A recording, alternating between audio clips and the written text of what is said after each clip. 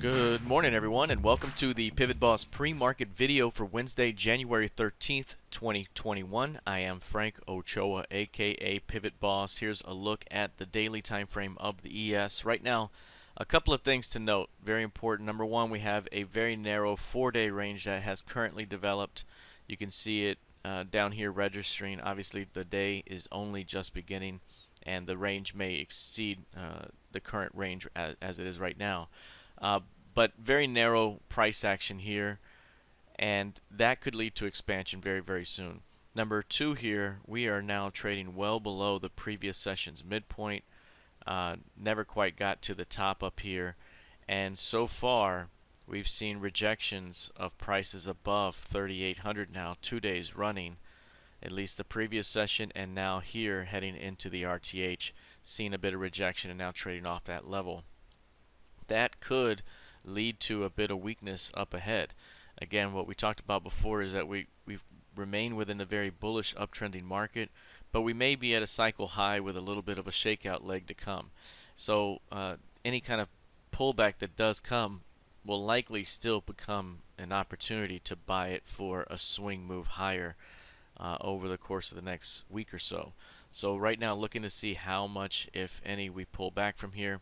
We still haven't even tested the 8-period average. So again, if we were to push downward away from the zone, there is a bit of downside that could be seen into the previous month's close price, perhaps down here into 37.20. We've seen some deep one-day pullbacks here, or even multi-day pullbacks, but each time we've seen to continue to bounce away from there. So again, if we see a little bit of more weakness here, it could be a great buying opportunity for a continuation higher. We still have targets that could take us into the next zone above, which based on monthly or quarterly pivots takes us into the 3870s. So right now, continue to watch the current market right now from the previous session's midpoint. That's going to be the most important intraday level. That's 3787. If price remains below that level, we could be pushing toward the previous session's low and perhaps below there, and look to buy after a strong rejection. All right, let's take a look here at the NQ.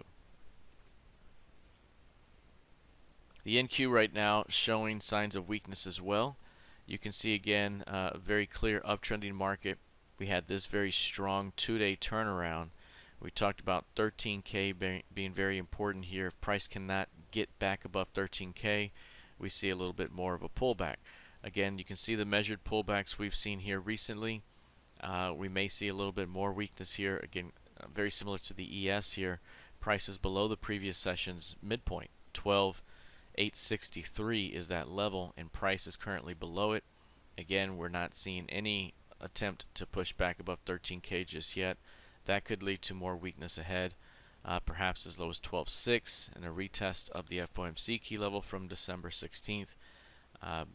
Again, the major key level down below, 465, that 12,465. We could see this thing drop into that level, and it could still be a great buying opportunity up ahead.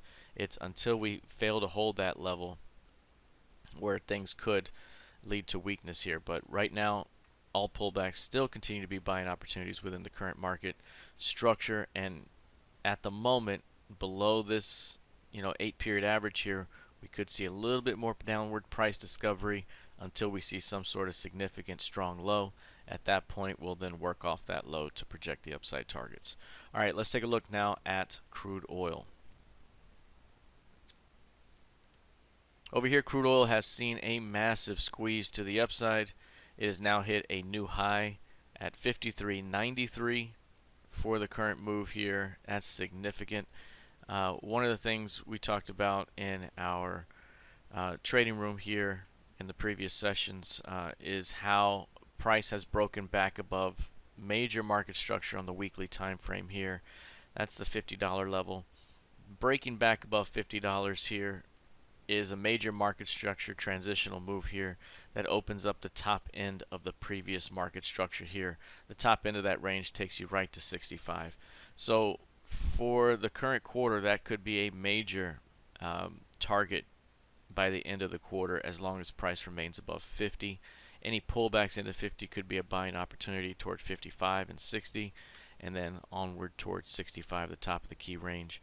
once or top of that market structure. Once that 65 is hit, we could see trading range action between 65 and 50. But right now, again, the short-term idea over the next month and few months here is that if price pulls back here, this could provide buying opportunities for a move higher as long as price continues to hold above this $50 level.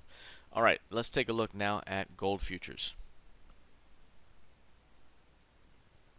Now, gold has had a tremendous pullback from the 1960 level. We warned about that zone before.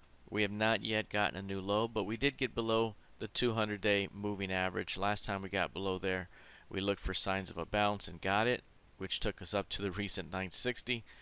After this flush here, we did get a little bit of a buy signal here. We got a midpoint retest and go the previous session. We now have 2-day highs, which are right on top of each other.